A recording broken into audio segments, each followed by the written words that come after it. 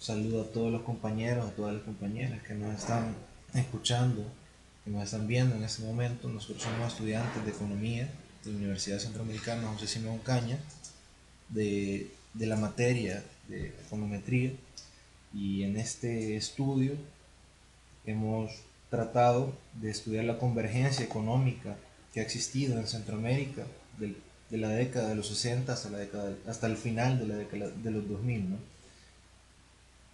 En base a los estudios de la convergencia, estudios bastante humildes debido a los recursos que nosotros tenemos, hemos tratado de buscar cuáles son las variables que mayor afectan a la desigualdad en el producto per cápita, entre las que hemos logrado identificar a la productividad, por ejemplo, las dotaciones de capital por trabajador, la salarización, la tasa de beneficio obtenida de la producción total. Todas estas medidas en desigualdad hemos tratado de que midan la desigualdad en el producto per cápita. Entonces, ya adentrándonos más al material del trabajo, tenemos que hacer un breve repaso de cuáles han sido las teorías de la convergencia brindadas por algunos economistas desde la década de 1950 en adelante. Entonces lo que vamos a hacer ahorita es un breve repaso de las dos principales corrientes. Son la teoría neoclásica, digamos que la teoría tradicional, el modelo propuesto por Solow, y la nueva teoría del crecimiento, que surge como una crítica de esta teoría propuesta por Solow. Básicamente, esto ya lo veremos más adelante, pero la teoría de Solow lo que planteaba es que los países más pobres iban a tender a aproximarse en materia de crecimiento económico a los países ricos. La nueva teoría refuta esto, y la nueva teoría dice que no necesariamente tiene que ser así, que empíricamente esto no es así precisamente. Entonces, al incorporar este debate de las diferentes escuelas de la economía sobre la convergencia o la divergencia a Centroamérica, se hace necesario primero analizar digamos que tres etapas distintivas de este proceso, de la década del 60 hasta el final de la década de 2000 o 2010. Entonces, tenemos que empezar por la década del mercado común centroamericano. Estas dos décadas, perdón, más fuerte, la década del 60, la década del 70, ya con los decaimientos, que ya se veía cayendo el mercado común. Tenemos que decir de esta época que la tasa de crecimiento sí fue alta, fue elevada. Esto era un proceso que ya se venía acentuando desde la década de 1950. Hay ciertos factores que contribuyeron a esta alza en el crecimiento de los indicadores de, de producción en la región, ¿no? Como por ejemplo los precios de algunos monocultivos como el café que ayudaron a que algunos países crecieran. Lo que hay que recalcar es que si bien las tasas de crecimiento son altas, no necesariamente todos los países van a crecer al mismo ritmo. Entonces ya se habla acá de cierta divergencia en la región. Es algo bastante característico de esta época. Esto en la década de los 60 se acelera un poco el proceso de industrialización, aunque siempre tenemos que hablar de industrialización en grados bajos, no estamos hablando de grandes industrializaciones en la región, pero se acentúa un poco el proceso de industrialización en la región, más en algunos países que otros, y en la década de los 70 sí hay un leve decaimiento en el crecimiento, esto apuntalado por ciertos factores exógenos a la economía de la región, como por ejemplo la crisis del petróleo. eh, ya se venían ver las guerras, por ejemplo, cosas por el estilo, cosas más internas. eh, ya se veían más acentuadas las diferencias entre las regiones, hubo muchos roces, ¿no?, entre los países miembros de la región, y esto provoca la caída del mercado común centroamericano. El mercado común centroamericano duró en su auge, digamos que una década, de 1960 más o menos a 1970. Sobre esto, el autor Pérez Brignoli, en el análisis presentado por la CEPAL, ¿no?, en el 2010 sobre institucionalidad de desarrollo económico en América Latina, nos dice que la propuesta original de la CEPAL era crear industrias complementarias, o sea, no competitivas, ¿no? Pero esta propuesta fue variada, ¿no? O sea, esta propuesta no fue la propuesta preponderante, no fue lo que se aplicó en la región, sino que se apeló al libre comercio.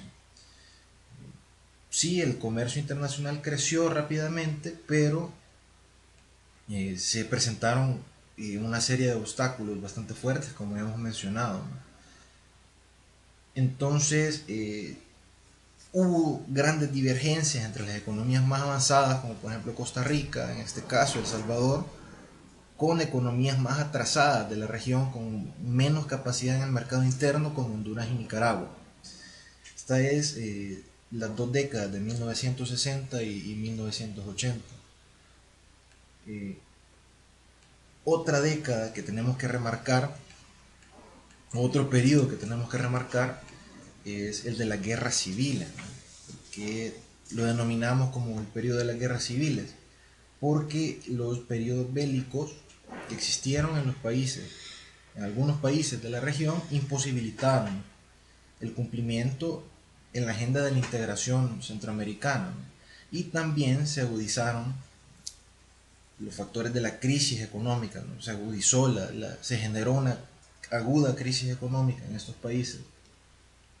Aumentan la desigualdad y la pobreza al interior de los países, pero este periodo sirve como un parteaguas histórico, ¿no?, entre lo que era antes Centroamérica, antes de este periodo Centroamérica, y lo que va a ser después, ya lo veremos, el periodo de liberalización económica, que se da desde 1990 en adelante, siguiendo algo el marco de la globalización, el nuevo orden mundial y todo eso, ¿no?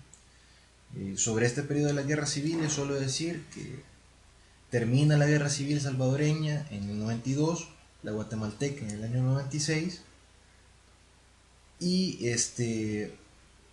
Nicaragua también sufre, ¿no?, por la contrarrevolución en la década de los 80. Entonces, pero ya es de remarcar que a finales o a principios de los 90 ya este periodo prácticamente estaba desapareciendo, ¿no?, y se estaba dando paso al periodo de la liberalización, que es el que veremos ahorita.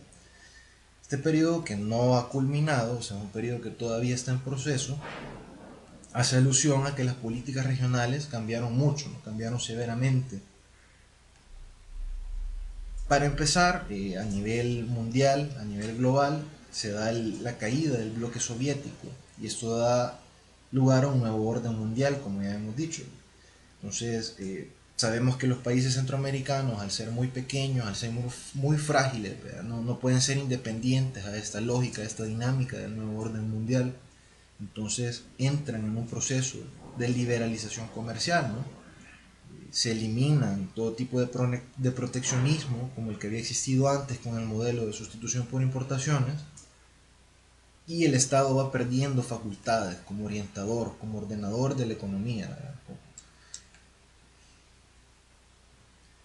Entonces, ya detallando un poco más estos antecedentes de los que hemos hablado, podemos remontarnos a algo que sí no habíamos hablado, que son los intentos de integración de la región, que se dieron prácticamente desde su independencia hasta la década de 1870.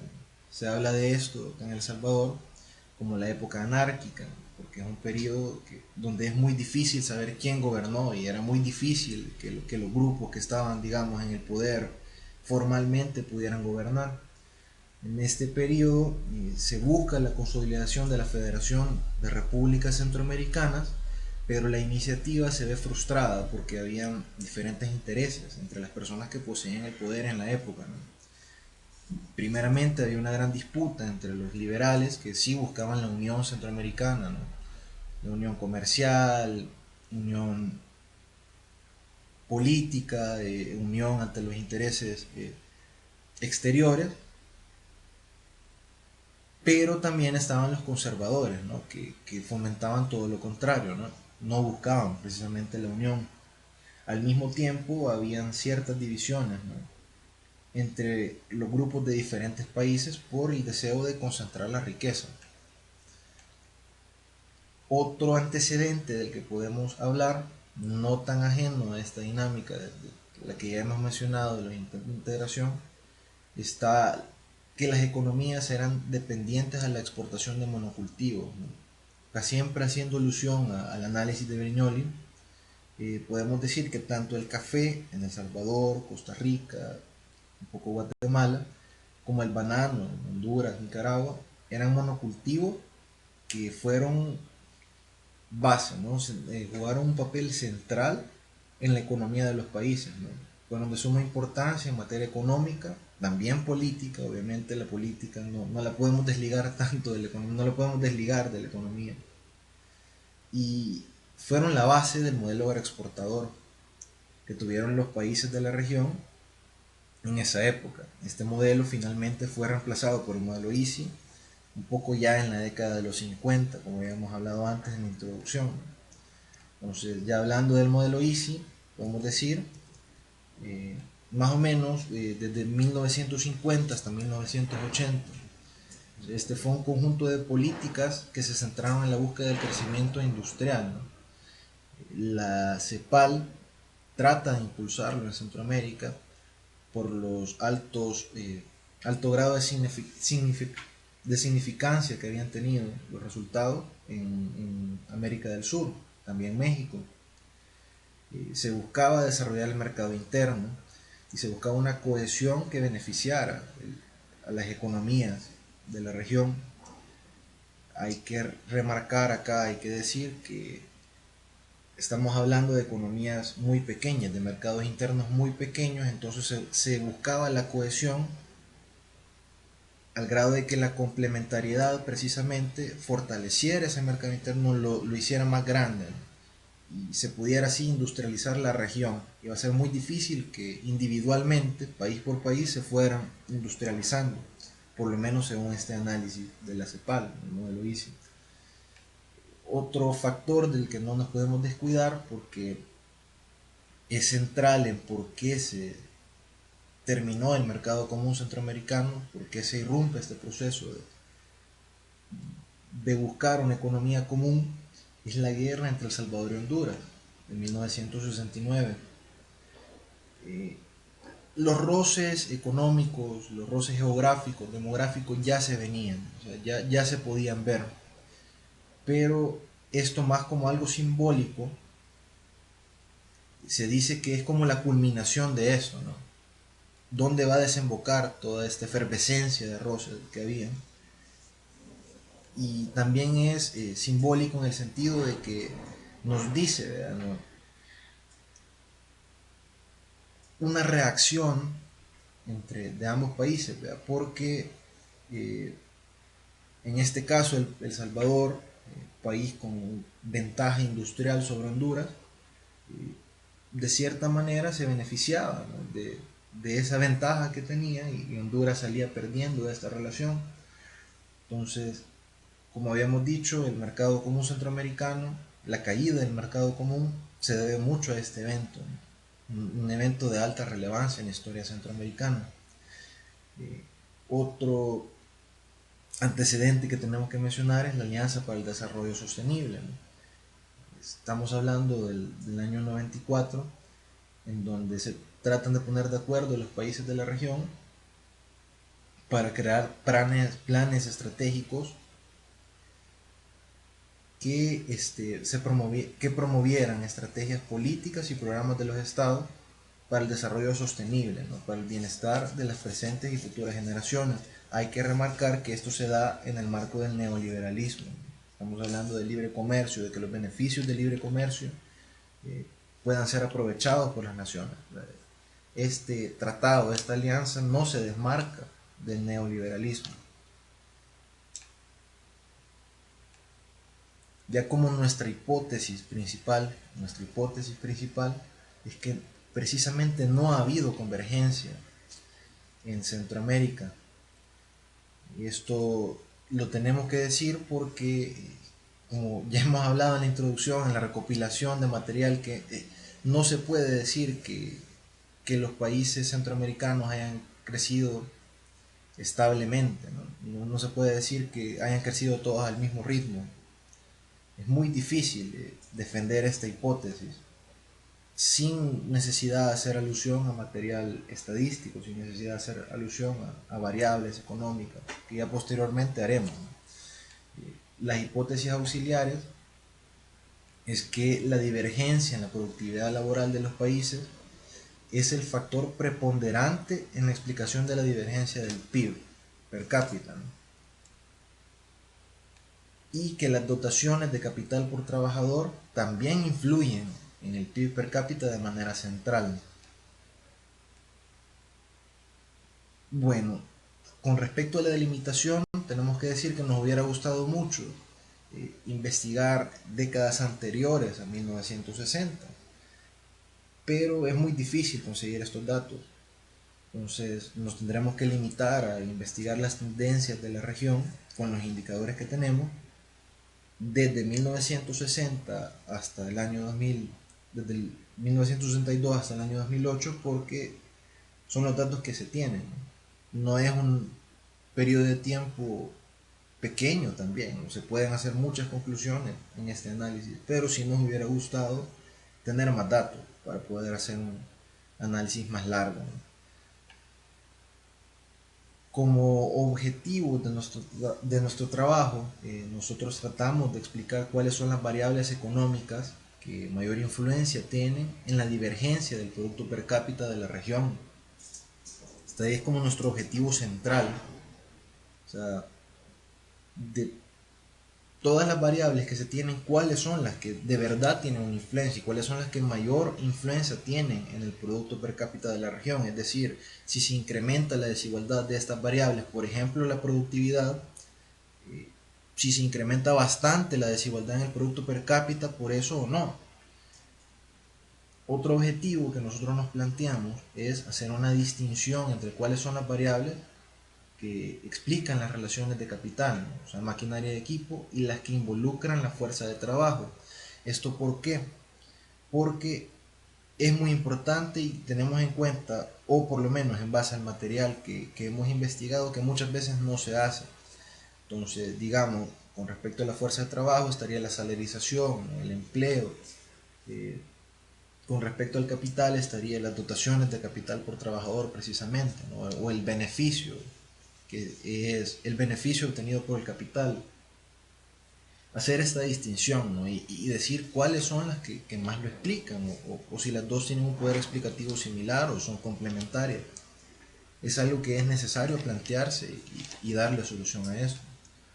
Y otro objetivo es investigar cuál de las dos teorías de la convergencia, como ya hemos mencionado, la neoclásica, la de Solow, o la de crecimiento endógeno, cuál de estas tiene un mayor poder explicativo para poder describir el comportamiento de la región centroamericana. También nos planteamos la posibilidad de indagar sobre otras teorías de desarrollo económico que no necesariamente sea un análisis centrado en la convergencia o la divergencia, pero que puedan explicar las relaciones de esta convergencia o divergencia en los países.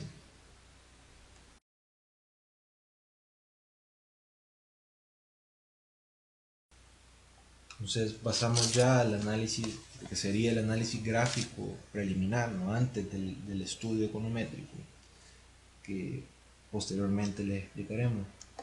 En esta gráfica, la gráfica 1, podemos analizar lo que es el producto per cápita, la gráfica que está al lado derecho, y la productividad laboral.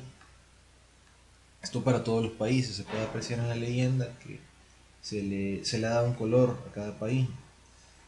Lo que podemos apreciar, y por la razón que nosotros decidimos poner estas gráficas a la par, porque nos parece bastante valioso que si uno es minucioso y se pone a ver las tendencias, uno puede ver que las tendencias son muy similares.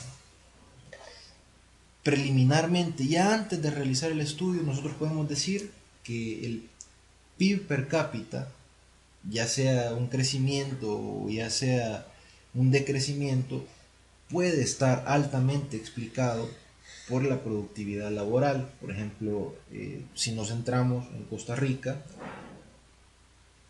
vamos a ver que las tendencias, vamos a apreciar de 1960 a 1980, y hay una leve subida, ¿no? Luego hay una baja de 1980 a 1990 y luego se dispara, ¿no? Se dispara el indicador. También se puede apreciar eso en la productividad laboral. Y igual en el producto per cápita como en la productividad laboral se sigue esta tendencia. También si nos ponemos a analizar país por país, esto se da, ¿no? Esta similitud en las tendencias se dan. Entonces, como les explicaba, tres tendencias diferentes, de 1960 a 1980, de 1980 a 1990 y de 1990 en adelante, ¿no? Que corresponden a las tres etapas o tres periodos que les habíamos mencionado antes. Sobre esto podemos decir que el el mayor crecimiento se da para el caso de las economías más desarrolladas de la región, se da precisamente en la etapa de liberalización, ¿no? De ambas variables. Vamos a apreciar que Panamá empieza muy abajo con lo que se refiere a productividad laboral y PIB per cápita, pero termina muy alto en el año 2010, año 2009 también. Costa Rica siempre se mantuvo con proporciones elevadas, pero en el caso de las economías menos desarrolladas de la región, sí hay caídas en la productividad laboral y también en el ingreso per cápita. Si no hay caídas, hay estancamiento. Pasando al siguiente análisis, que sería el análisis de los índices de Dale, un análisis comparativo de las tendencias de los índices de Dale de la región, del año 1963 al año 2010, también podemos apreciar nuevamente, ya se puede ver un poco en la gráfica, ¿no? Con los tres colores diferentes, se puede apreciar también tres etapas, ¿no? Tres periodos diferentes. En línea rosa se puede apreciar que hay una leve caída, ¿no? de la desigualdad. Esta línea verde es la salarización. Vamos a ver la salarización. La productividad se mantiene bastante estable. Las dotaciones de capital por trabajador sí algo tambaleante. El ingreso per cápita también bastante estable, pero se puede apreciar una leve caída de algunas variables.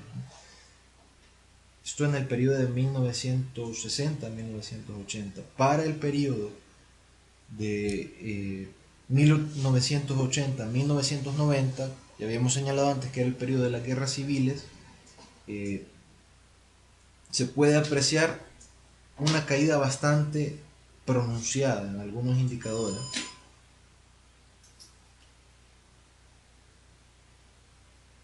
Pero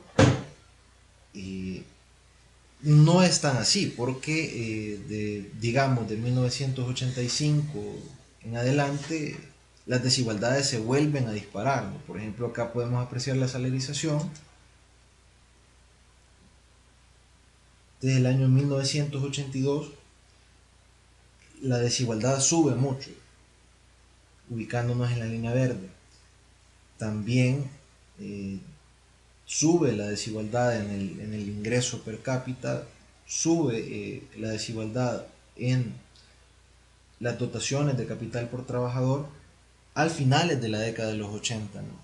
Y como habíamos mencionado, en la línea celeste, ¿no? En el área celeste, que es el área de la liberalización de 1990 en adelante, las desigualdades, si ya estaban pronunciadas, se vuelven mucho más pronunciadas. Por ejemplo, la salarización, que es tal vez la tendencia más la que más se mueve, ¿no? Desde el inicio, la más sensible a las variaciones, termina muy elevada. Pero también termina elevada el ingreso per cápita, la productividad, que es línea negra. La que sí no se muestra tan elevada, tan sensible a las demás variaciones, que pareciera que está un poco apartada, que no juega tanto dentro de las demás variables, es lo correspondiente a la ganancia del capital. En línea roja podemos apreciar que se mantiene en niveles bajos, o sea, pareciera que no se cumple tanto, sí un poco, pero no tanto como las demás variables, lo de las tres etapas diferentes, ¿no? La franja rosa, la franja verde y la franja celeste. Siempre hay que tener en cuenta que los índices de Dale se utilizan para formar la regresión y comprobar la hipótesis, ¿no? Y el límite inferior significa que hay una distribución equitativa perfecta, mientras que el límite máximo, o sea, entre más alto esté, significa que la distribución se vuelve cada vez más imperfecta. En la siguiente gráfica, la gráfica 3, podemos ver las matrices de correlación.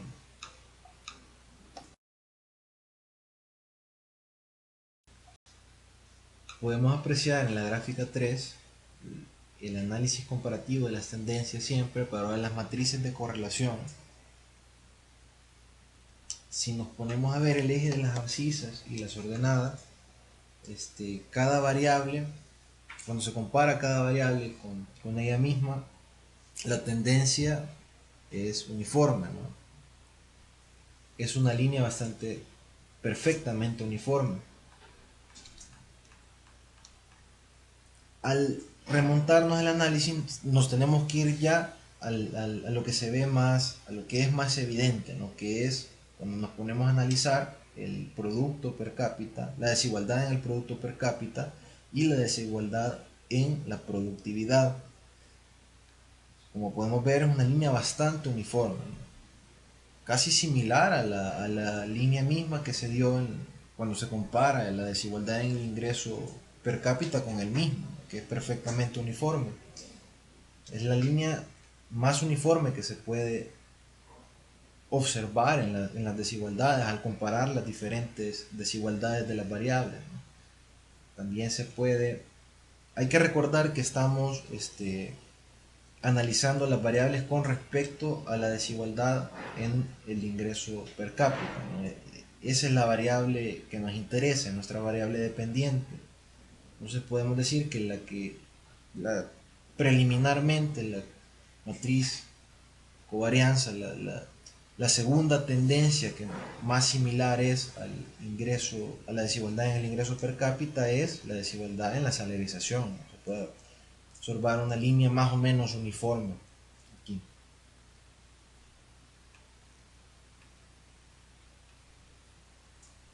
En la gráfica 4, en la gráfica de caja, haremos un análisis breve, ¿no? Sencillo. Simplemente tenemos que decir que la que tiene una mayor tendencia a la normalidad es la relación capital-trabajo, pero también está ahí la relación producto-capital y la salarización.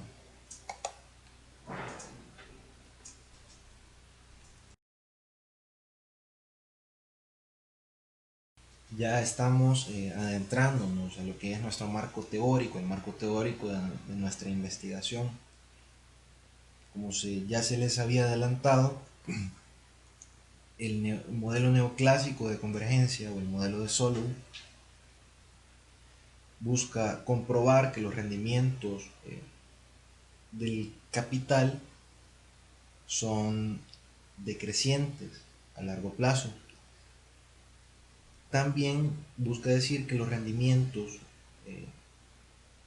son constantes de escala de la función de producción. La función de producción tiene rendimientos constantes de escala. Se puede ver en la ecuación, se dice que la función de producción o la producción depende de la tecnología como un factor exógeno y de la función de producción, que esta función de producción depende del capital y del trabajo. Para facilitar un poco esta explicación se deben asumir ciertos supuestos, ¿no? Un supuesto es que la población trabaja, que la población total es la población trabajadora. No existe un gobierno y comercio externo, esto para facilitarnos un poco la comprensión del modelo, y la inversión es igual al ahorro. Bajo estos supuestos se puede decir que los incrementos en el capital son dependientes de el ahorro, la función de ahorro, más que todo la propensión marginal al ahorro multiplicada por la producción, menos lo que sería la depreciación por el capital mismo, ¿no? Entonces, podemos decir que la producción sí depende de la tecnología como factor exógeno, pero sí de la función, más que nada de la función de capital, ¿no? Acá en la ecuación K sería la relación capital-trabajo. Sobre esto de la Rosa expone que el incremento del capital por trabajador depende de la tasa de ahorro per cápita menos gastos de depreciación del capital, ¿no? Si la fuerza laboral se encontrase creciendo a la tasa n, un determinado monto de ahorro per cápita tiene que usarse para equipar a los nuevos trabajadores. Es lógico. Otra parte del ahorro también se debe usar para reponer el capital depreciado. O sea, n más d es la suma de la depreciación, ¿no? Y esto se multiplica por el capital. Y es la proporción de ahorro que tiene que usarse para mantener el nivel de capital por cada trabajador. Entonces, para comprender el proceso de convergencia neoclásico, ¿no? El coeficiente de capital-trabajo posee rendimientos decrecientes, o sea que tiene un límite hasta al cual la producción se puede llevar, ¿no? Hasta donde en ese límite la producción empieza a crecer ya solo para mantener los niveles de la depreciación, ya antes mencionado. Entonces la relación en ese punto se comportara de la siguiente manera, ¿no? Como ya antes habíamos mencionado. La tasa de ahorro per cápita tiene que ser igual a los gastos de depreciación multiplicados por el capital. Este es el estado estacionario, ¿no? El famoso estado estacionario de Solow, donde el crecimiento solo cubre las necesidades de subsistencia que tiene la población y también el desgaste del capital o del maquinario. Ya aplicando eso a la economía global, si existiese una aventajada y otra en desventaja, se podría entender que la economía que está en desventaja a largo plazo tiende a alcanzar a la economía que está aventajada, porque es más propensa a crecer en su proporción del capital, ¿no? Los niveles de capital, hay más incentivos para esto. Los rendimientos del capital son, son decrecientes, pero el capital crece a un nivel más alto que en los países desarrollados, ¿no? En las economías más ricas, por así decirlo. También, terminando de explicar esta teoría, está el supuesto de que la tecnología es exógena y además todos tienen un acceso igualitario a esto, todos los países tienen un acceso igualitario a esto. El uso de este global es libre, ¿no? La tecnología es un factor, según esta teoría, central para la convergencia de los países. La nueva teoría del crecimiento, la teoría del crecimiento endógeno, nace una crítica a los supuestos de las teorías tradicionales que acabamos de mencionar, la teoría de Solow, sobre la convergencia, ¿no? Esta teoría del crecimiento endógeno nos dice que el rendimiento del capital y la inversión no necesariamente tienen que tener un comportamiento decreciente en el largo plazo. O sea, pueden tener rendimientos crecientes o constantes, bien pudieran ser decrecientes.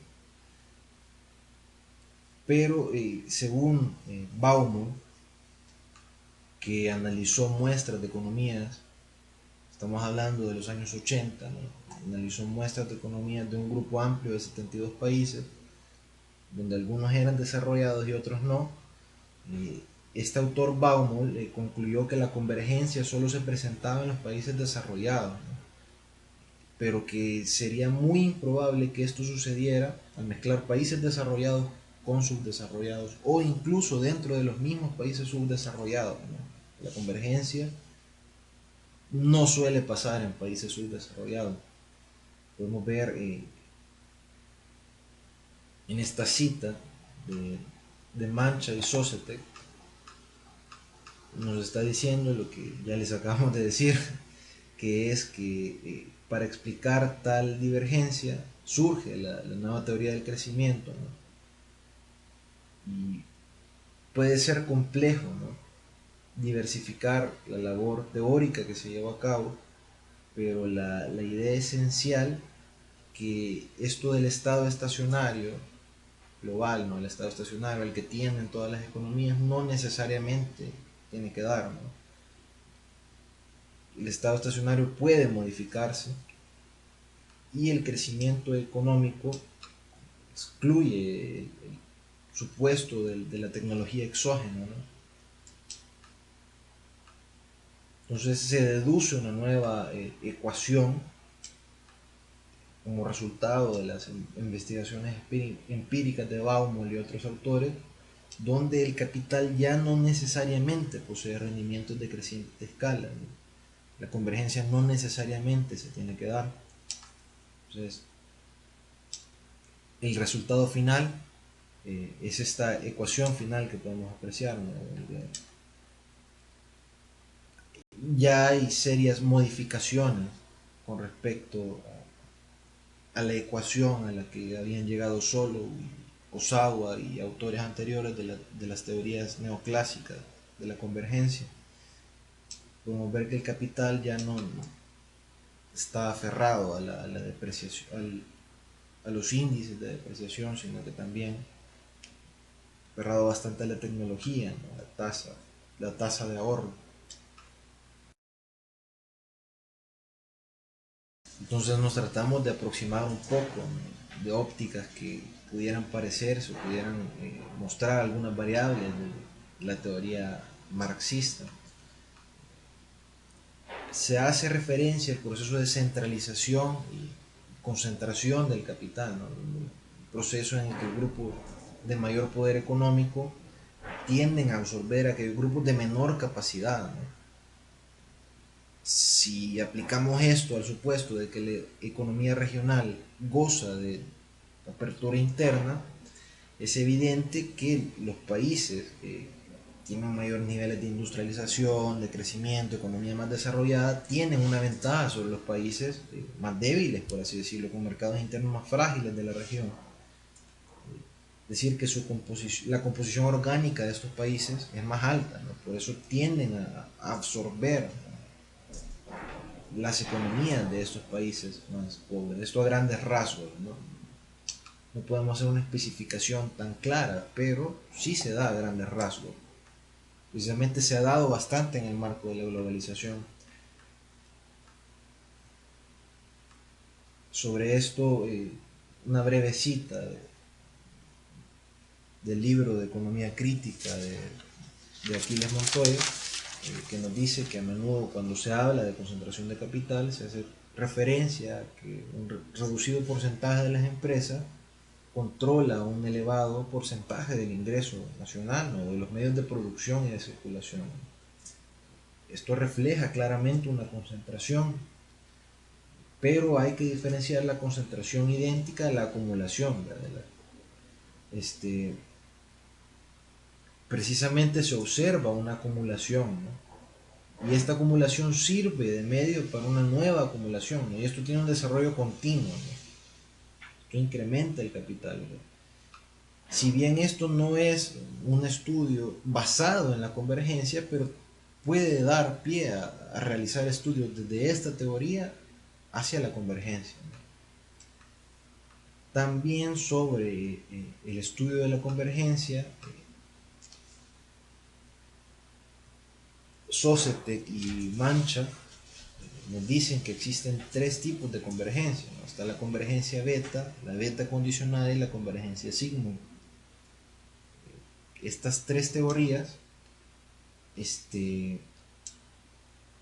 dan lugar a indicadores diferentes, ¿no? Por ejemplo, la primera convergencia es la beta absoluta, que nos dice que las economías pobres tienden a alcanzar a las ricas, ¿no? O de otro modo, que los países pobres, en términos de nivel de renta o de producción per cápita, se tienden a parecer en un largo plazo en los países ricos. Habíamos mencionado en la convergencia beta absoluta, ¿no? Y la beta relativa nos dice que cada economía tiende a aproximarse, la beta condicionada, perdón, nos dice que cada economía tiende a aproximarse hacia su propio estado estacionario, ¿no? Las disparidades se perpetúan, ¿no? Mientras no se modifiquen los factores terminados del estado estacionario, ¿no? Del intercambio. También sobre la convergencia sigma podemos decir que hace referencia a la distribución de ingresos per cápita, ¿no? Esto ya más adentro, ¿no? Adentro de los países. Y en este sentido, el sigma aumenta si la dispersión de la renta real aumenta, ¿no? Sobre esto, Sala y Martín dicen que esto tiende a reducirse en el tiempo, ¿no? En el largo plazo.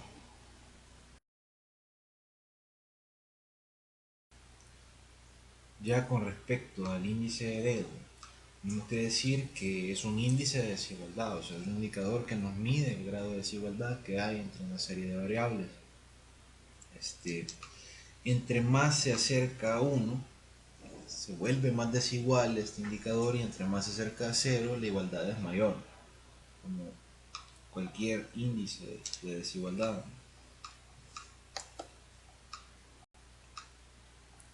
Tenemos que decir que esta medida de concentración cumple con todas las condiciones de Peeble-Dalton y con la sensibilidad de las transferencias de valores de la variable, que se ubican en diferentes niveles, que es el cambio relativo.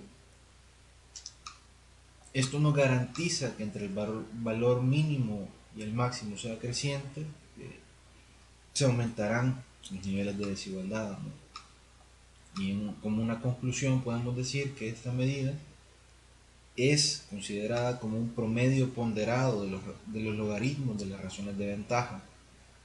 Lo que estaría pesando son las participaciones relativas de cada una de las observaciones de la variable.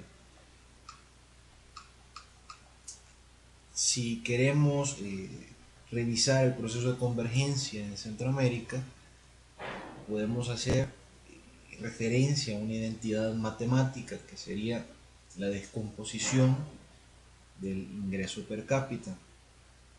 Podemos apreciar en la ecuación, poner bastante atención a la ecuación presente, que nos estaría diciendo que el ingreso per cápita es igual a la multiplicación de el ingreso entre el capital, o la participación del capital en ingreso, o la tasa de ganancia del capital, o las dotaciones de capital por trabajador, por el empleo, ¿no? O la tasa de empleo, que es la población trabajadora entre la población general, ¿no? La población total de habitantes.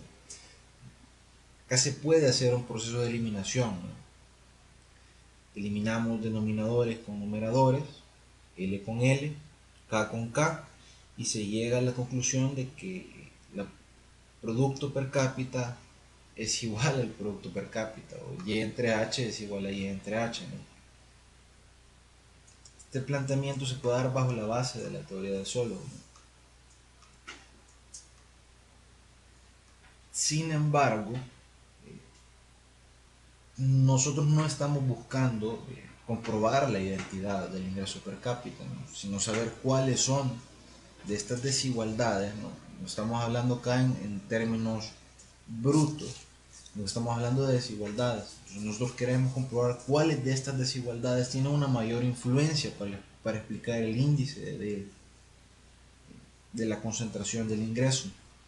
Entonces también hemos incorporado algunas variables extra, una variable extra como lo es la salarización o el salario per cápita, ¿no? También vamos a analizar por separado la ganancia del capital, hemos dicho Y entre K, y la proporción de trabajadores por población. Entonces, los indicadores que utilizaremos son los siguientes, los que se pueden apreciar en la cajita acá, que es el producto per cápita, nuestra variable dependiente, lo más importante, las dotaciones de capital por trabajador, K entre L, ¿no? El capital dividido entre el número de trabajadores, la ganancia del capital sería Y entre K, la tasa de empleo, ya habíamos mencionado, la productividad del trabajo. Hay que tener bastante ojo con la productividad del trabajo, ¿no? Porque pronto explicaremos y ya hemos mencionado un poco antes la importancia que tiene la productividad del trabajo. Ya en el análisis preliminar hemos dicho que la productividad del trabajo explica mucho, ¿no? El crecimiento en la producción. Entonces investigaremos qué tanto la productividad del trabajo puede explicar eh, esta producción per cápita, la desigualdad de esta, ¿no? La desigualdad de la productividad explicada a la desigualdad en la producción per cápita, y incorporaremos la variable de la salarización, o sea, el salario dividido entre el número de habitantes, ¿no? ¿Qué tanta proporción tiene el salario, ¿no? En la población? ¿No? ¿Qué tanta proporción tiene el salario si se divide entre el número de habitantes? Entonces ya nuestra inferencia estadística comentada, podemos ver que nuestra variable dependiente es el DEO del ingreso per cápita.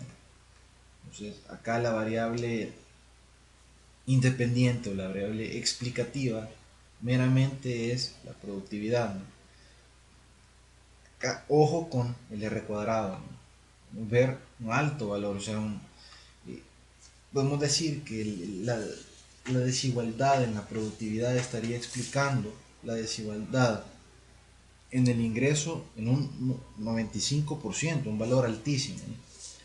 Pero como podemos apreciar en la Durbin-Watson, puede haber ciertos problemas de autocorrelación, o sea, estamos hablando de una sola variable, y decir que el ingreso, que la desigualdad en ingreso está explicado solo por una variable, tampoco es algo muy certero, ¿no? Sin embargo, sí es algo de alto valor explicativo, ¿no? Y es algo que hay que rescatar.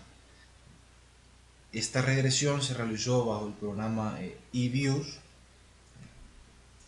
y lo que tendríamos que aplicar en la tabla de comandos sería ls fail gh, en este caso c fail gl, ¿no? Y lo que estaríamos diciendo es que la función del fail del ingreso está explicado por la constante siempre y por el fail de la productividad, ¿no?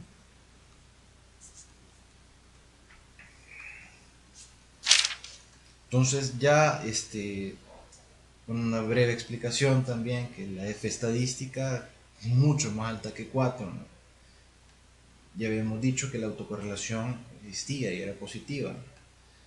Entonces en la tabla 2 podemos ver ya una salida de regresión siempre en el programa de eViews, solo que ya incorporando otra variable que sería las dotaciones de capital por trabajador, ¿no? Entonces la R cuadrado sigue siendo altamente positiva, ¿no? Pero la Durbin-Watson sigue teniendo un valor relativamente bajo, lo que nos estaría indicando que sí existiría siempre un problema de autocorrelación, ¿no?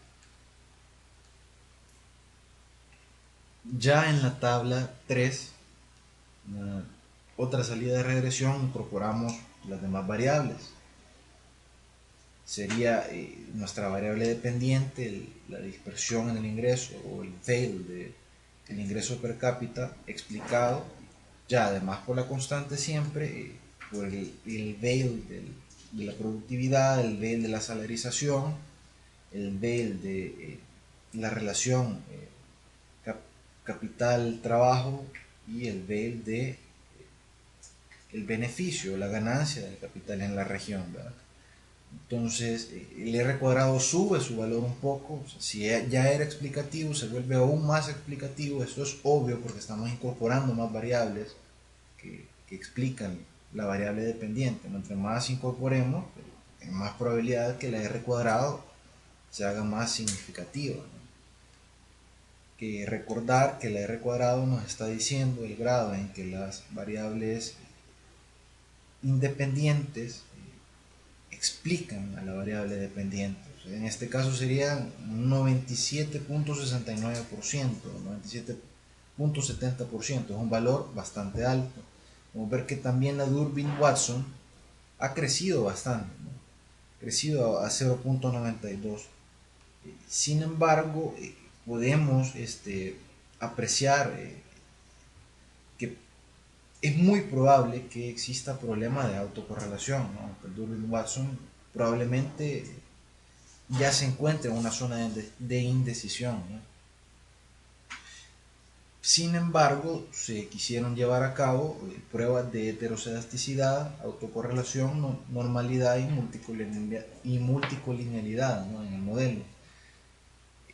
Solo para terminar en lo que se respecta a la explicación del modelo, es que la salida de regresión que se aplicó en el programa de eViews es LS siempre, fail, GH, C, fail, GL, fail, WMH, fail, KL y fail, YK. Acá lo que estamos diciendo es que la desigualdad en el ingreso está explicada por la serie de variables dependientes que hemos dicho antes, ¿no? Entonces ya en este modelo más completo, con más variables incorporadas, decidimos realizar las pruebas residuales, la de autocorrelación, o si pudiera existir autocorrelación, heteroscedasticidad, normalidad y multicolinealidad, ¿no? Para detectar algunos problemas que pudieran existir, ¿no? Ya habíamos hablado antes de la Durbin-Watson, que podía caer en una área de indecisión. Entonces, en la prueba 1, que sería la de autocorrelación, se puede apreciar que hay precisamente un problema de autocorrelación, porque la probabilidad es menor 0.05, entonces se rechaza H sub 0. Ya en la prueba 2, la de heteroscedasticidad, no hay heteroscedasticidad precisamente. La probabilidad es mayor que 0.05, se rechaza, se acepta, perdón, H sub 0, no hay heteroscedasticidad. Hay que recalcar siempre que es un valor o acercado, ¿no? A 0.05. Ya en la gráfica de la prueba de la normalidad, lo que podemos ver es que no hay normalidad. La probabilidad es menor, 0.05, se rechaza H sub 0, no hay no normalidad. Y con la prueba de multicolinealidad realizada en el programa de Gretel, hay que recalcar eso, podemos apreciar que no hay problemas de multicolinealidad. Hay que decir acá que cuando los valores absolutos de los del, acá podemos ver en la parte amarilla, son mayores que 10, sí hay problemas de colinealidad, pero en este caso no estarían existiendo. El más cercano sería el de la productividad, ¿no? Entonces, en las pruebas ya llevadas a cabo, pudimos descubrir que hay dos problemas, ¿no? de autocorrelación y el de no normalidad. Entonces, podemos ya al investigar los residuos que hay una irregularidad clara, ¿no?, que puede ser causante de los problemas que estamos viendo acá, ¿no? Entonces, ya al apreciar la gráfica de los residuos, hay un año que es el año de 1988, puedo apreciar acá la línea, ¿no?, la línea punteada, que se sale bastante del margen, ¿no? Entonces, nosotros pensamos que ese outlier del año 1988 pudiese ser un serio causante de estos problemas. Entonces lo que hay que hacer es eliminar este año, ¿no?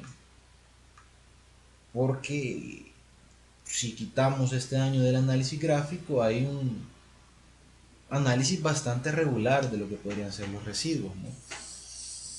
Podemos ver que no se salen los demás años de las bandas. A lo sumo un par de años se salen un poco de las bandas, pero ninguno en una proporción tan exagerada como este año de 1988. Entonces, a través de las variables dicotómicas, nosotros nos propusimos eliminar este año, el año de 1988 del estudio, para ver si así se podía obtener un modelo más estable, ya sin autocorrelación, sin no normalidad, o sea, con normalidad, obviamente con multicolinialidad y sin heteroscedasticidad, ¿no? Entonces ya en la tabla 4 podemos apreciar la salida de regresión, siempre el Veil del ingreso per cápita explicado por las variables antes mencionadas, ¿no?, la constante siempre, pero acá se ve el out, ¿no? Este out significa el año que se eliminó del estudio. Podemos apreciar que las T estadísticas siguen siendo altas, ¿no?, son mayores a 2, entonces todas son significativas.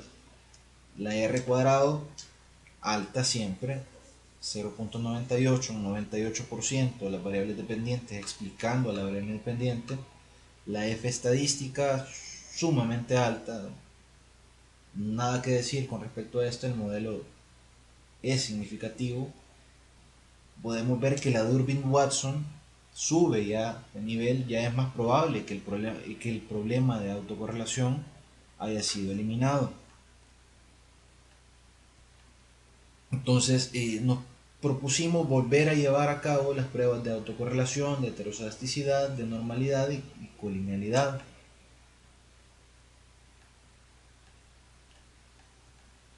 En la prueba 1 se puede apreciar que se acepta H sub 0, es decir, que no hay autocorrelación. El valor de 0.08 es mayor, 0.05, entonces no hay autocorrelación. Ya en la prueba 2, la de heteroscedasticidad, de 0.19 mayor a 0.05, no hay heteroscedasticidad, se acepta H sub 0. La gráfica de la prueba de normalidad ya se puede ver que existe normalidad porque la probabilidad es mayor a 0.05. En lo que respecta a estas pruebas son satisfechas, ya han sido satisfechas, y solo nos haría falta la prueba de multicolinealidad. Podemos apreciar que ninguna supera al valor absoluto de 10, entonces no hay multicolinealidad. Siempre hay que tener en cuenta este valor de Veil de la productividad, ¿no?, de Y entre L, que es el más alto, ¿no?, que se acerca, pudiese decir que se acerca a 10. Esto es porque ya habíamos mencionado que no estamos tratando de resolver una identidad, entonces hay mucha relación entre esta variable y las dotaciones de capital por trabajador, porque una se deriva de la otra. Pero como habíamos mencionado, no estamos tratando de resolver una identidad, ¿no?, sino de explicar cuál es la variable que mejor explica la dispersión en el ingreso. Entonces, al revisar todas las pruebas, podemos ver que los problemas han sido corregidos con la simple eliminación del año de 1988 del estudio. Entonces el modelo es estable, ¿no? El modelo es creíble, ¿no? Se acepta la hipótesis nula de que el modelo es estable, de que el modelo es significativo. Ya nuestra interpretación, digamos, estadística y económica de la estimación final es que el coeficiente de R cuadrado tiene un alto poder explicativo, ¿no? Y su F estadística también es sumamente alta. Como no hay problemas de autocorrelación, heteroslasticidad, multicolinealidad y hay normalidad, se puede decir que el modelo es bastante apreciable, ¿no? Simplemente nosotros decidimos utilizar las variables dicotómicas para eliminar el año de 1988 y se corrigieron los problemas, ¿no? Para una serie de 45 años es algo bastante rescatable, ¿no? La presencia de un solo año que distorsiona las características de medio, o sea, de que los estimadores son insesgados, ¿no? Es algo que es bastante rescatable, ¿no? Puede decir que el modelo tiene mucha credibilidad, ¿no? Ya una interpretación siempre estadística, pero ya metido más en lo económico del modelo, es que la productividad del trabajo es con creces, ¿no? La variable independiente, que según el modelo, tiene un mayor impacto en el coeficiente de Dell de la desigualdad del producto per cápita. Si regresamos a ver el modelo, la parte superior, nos vamos a dar cuenta que por cada unidad que se mueve el DEL de la productividad, en 1.70, si el coeficiente de 1.70 se movería el DEL de el ingreso per cápita, ¿no? Entonces es con creces la variable que más tiene capacidad de mover el DEL del ingreso per cápita, de la productividad laboral, ¿no? También tenemos que ver acá el impacto de las dotaciones de capital por trabajador. No son nada bajos, ¿no? 0.39 es un valor rescatablemente alto. Y también tenemos que ver los impactos negativos de la salarización y el beneficio del capital, ¿no? Es algo bastante característico, bastante curioso, ¿no? Nos estaría diciendo que si se reduce la disparidad en la salarización y en el beneficio, incrementa la disparidad en el ingreso, ¿no? En el ingreso per cápita.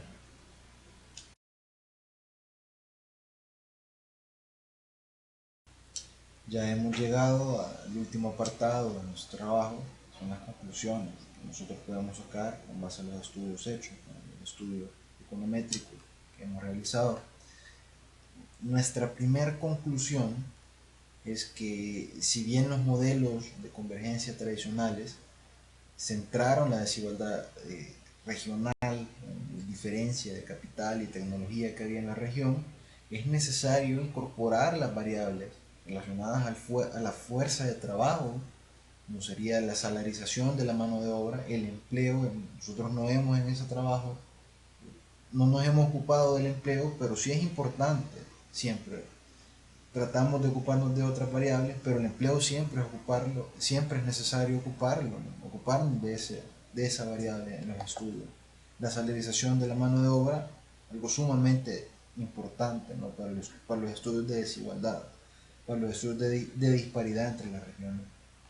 La segunda conclusión, que las diferencias regionales en las dotaciones de capital invertido por trabajador tienen un primer plano siempre en el estudio de la divergencia del producto per cápita de la región. Y los países que cuentan con mayor grado de capital pueden aumentar sus patrones de acumulación de riqueza, ¿no? Algo bastante acercado a la nueva teoría del crecimiento o la del crecimiento endógeno. estos pueden aumentar su riqueza en mayor medida que los países que tienen una composición orgánica del capital más baja o niveles de capital más bajos. Otra conclusión es que ya algo menos centrado en los estudios econométricos tal vez, que las políticas del Estado son necesarias, ¿no? Y esto fomenta la inversión interna, tiene que fomentar la inversión interna a priori de la inversión externa, o antes que tratar de fomentar la inversión externa. No necesariamente estamos diciendo con esto que los gobiernos tienen que adoptar una política de hermetismo o de cerrar su economía. Siempre es necesario tener inversión extranjera, porque vivimos en la época de globalización, todas las economías están globalizadas, pero tenemos que recalcar que esta se focaliza en sectores con tasas altas de ganancia. Entonces, estos no son promotores del desarrollo económico integral, y el Estado tiene que ser gestor de ciertas áreas estratégicas. No hay que dejarle todo a la inversión externa, hay que reservar ciertas áreas para el Estado, ¿no? Otra conclusión es que se podrá incrementar la convergencia económica si se adoptan las medidas políticas adecuadas, ¿no? Si se conocen las limitaciones que tiene la región, hay un débil mercado interno, las desigualdades entre los sectores, ¿no?, que componen los aparatos productivos, pero el Estado tiene que actuar como un regulador de la actividad económica, ¿no? Tiene que proteger la economía interna de la región e intensificar la participación de algunos sectores clave, ¿no?, como lo podrían ser la agricultura, la construcción, la manufactura. También tiene que jugar un rol principal en la promoción de industrias de carácter complementario, ¿no?, en la región, algo parecido, similar a lo que se trató de implantar con la CEPAL en los años 60, tiene que ser abordado, tiene que ser discutido ese tema ahorita, porque es muy difícil que cada país individualmente pueda industrializarse, o sea, pueda alcanzar grados de industrialización debidos individualmente, debido al carácter pequeño de sus economías. Con estas conclusiones nosotros hemos terminado la explicación de nuestro estudio. Nosotros esperamos en la humildad, no en con las pocas datos que nosotros pudimos acceder, nosotros pudimos investigar, que les haya servido bastante, que les pueda servir para análisis posteriores a ustedes. Esperamos que les sea de bastante provecho, honestamente.